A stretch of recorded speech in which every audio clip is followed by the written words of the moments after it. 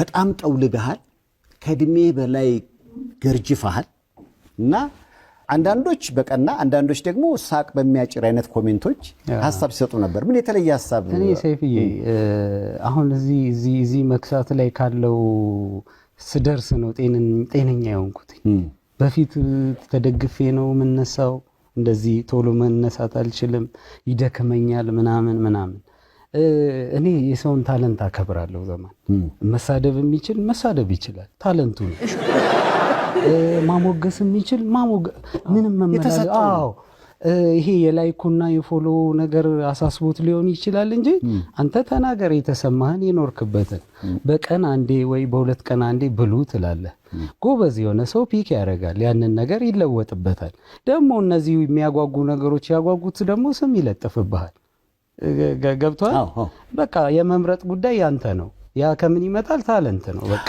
ለምሳሌ አሁን እንዲህ መጎሳቆሉ ያው ፊልሙን በደንብ ለማውጣትና ሆነህ ለመገኘት የሄድክበትን ርቀት ያሳያል ታይፕ አክተር ነህ ማለት ነው ልክ እንደ አንተ በፊልም ደረጃ ለምሳሌ ማቲው ማኮኖሂ የኤችአይቪ በሽተኛ ሆኖ የሰራበት በጣም ኪሎ ወርዶ 50 ሴንት በጣም የወረደበት ኪሎ ምናልባት የ50 ሴንትን ነው ሄኖክ ወንድሙ 25 ሴንት ብየዋል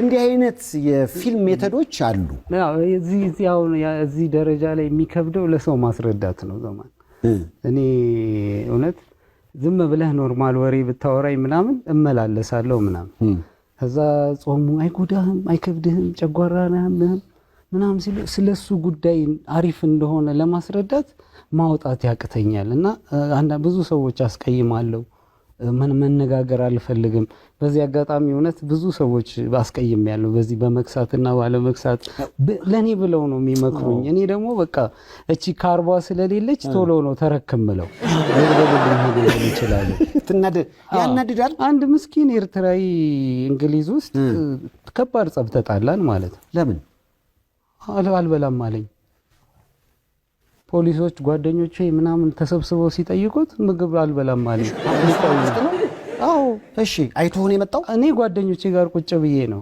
ከዛ በኋላ ብላ ምግብ አዞልኝ አይ አልበላም ምናምን ሰው ሊያጎርሰኝ መጣ ወይ አልበላም የሆነ የራሴ እንትን ላይ ስለሆነ አልበላም ስለው በቃ በጣም ተናደደ ነው ምነግር እና እስከሚያስቅህ ድረስ ምንድነው ጸባችሁ ምግብ አልበላም ማለት ነው ያባተን የልጅ ጠብ ነው የሚመስለው የምር እኮ ነው ማለት ያስቅሃል ይሄ በጣም ለዚህም ለወሬም ለዚህም መድረክ አይመጥንም ምንድነው ማን ሰው ከገላገላቸው በኋላ አልበላም ማለት ትጎርሳት አለ ይላል ጊዜው እኮ አሁን በላብኝ ብለህ የምትጣላበት አልበላም ማለት በጣም እውነት አንተን እኮ ለመጥቀም ነው እውነት ነው ከማዘን አንፃር ነው እና በጣም ይከብዳል ማስረዳትና ኧረ በስመ አብ ብዙ የብዙዎች አስተያየት ያየሁት ምንድነው ያው ፊልሙን ለመስራት የሄድክበት መንገድ ነው ስታንትማን ለምን መጠቀም አልፈለክም አንዳንዶች በየዋነት የሰጡትን አስተያየት ስላየው ነው አይ ላቀመዛ እንኳን አልደረስንም እውነት ለመናገር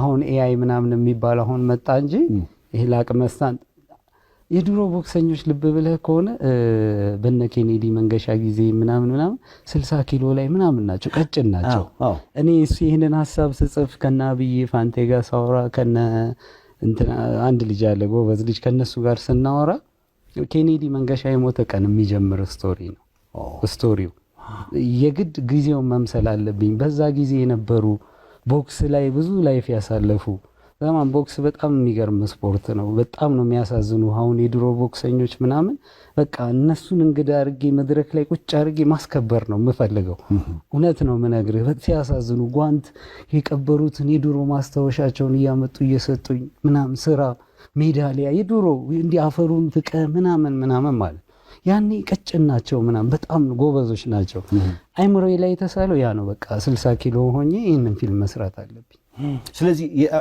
ፈረጃ ፊልም ወደ ኋላ ሄደን የዛን ዘመን ታሪክ ነው ሊባል ይችላል ወደዚህ አይመጣም እኛ ያው ጫፍ ከያዘን እንበር የለ አልናገር ሄዋት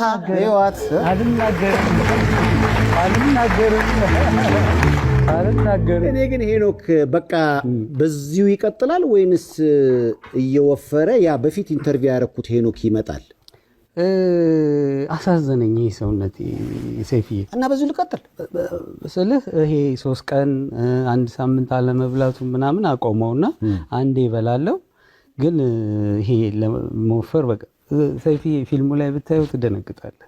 እውነት ማለት እኔ እንጃ ይሄ አሁን መገመት እንዳይሆንብኝ መጠቆም እንዳይሆንብኝ እንጂ በቃ ሌላ ነው ብታይ። በቃ ልክ ኤዲት አድርገን ምናምን ተስንል ቤት ገብቼ የምሬን ነው የምነግርህ። እውነት ለማስገረም ምናምን አይደለም፣ በጣም ይሰማኛል።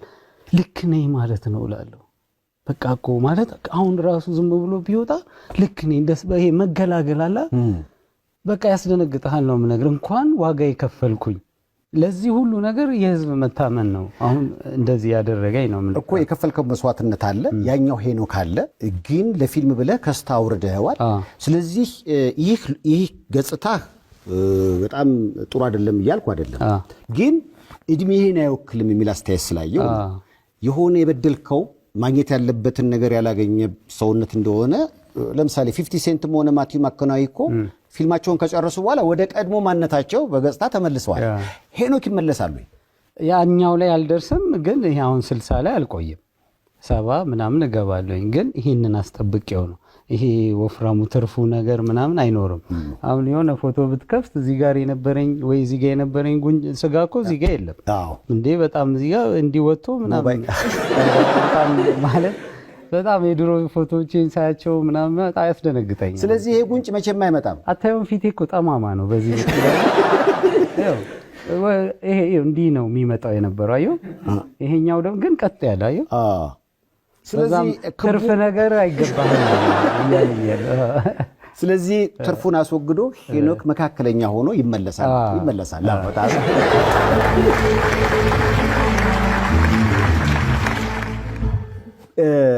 ምናልባት በወጪ ደረጃ በጣም እንደተጎዳህ በእግርህ እስከመሄድ መኪናን እስከመሸጥ ደርሰሃል።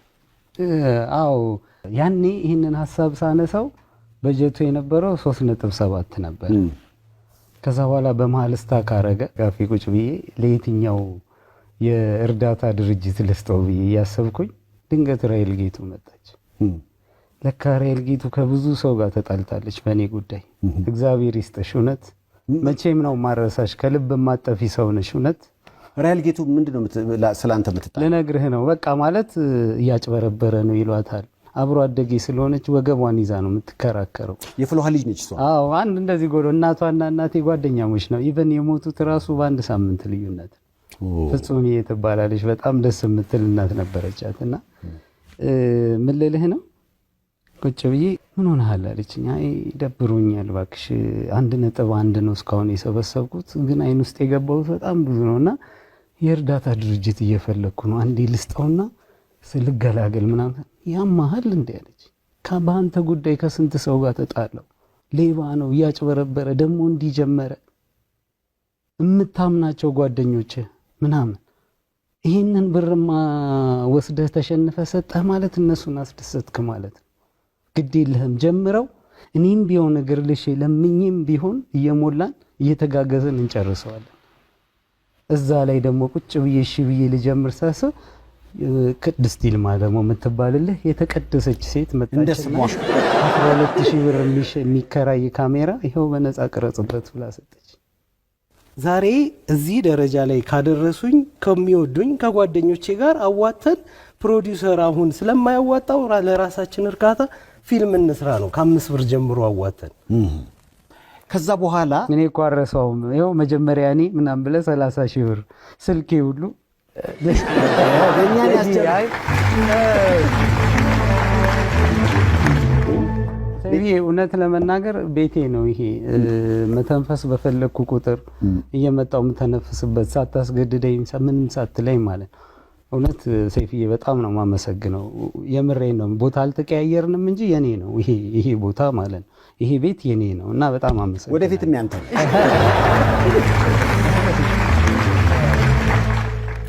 ሄኖክ በቅርቡ ተመርምሮ ነበር። የጤና ችግርም ተገኝቶበታል አይነት ወሬ ሰማሁ። እውነት ስትመረመር ያጋጠመ የጤና እክል አለ? ኧረ በፍጹም ከሰዓት ብቻ ነው። ክሳት ብቻ። እኔ እንደውም አሁን ከከሳው በኋላ ነው ጤንነቴን በደንብ ያገኘሁት። ፋዘሬን ካየሁት እነሆ ታላቁን ልኮታል።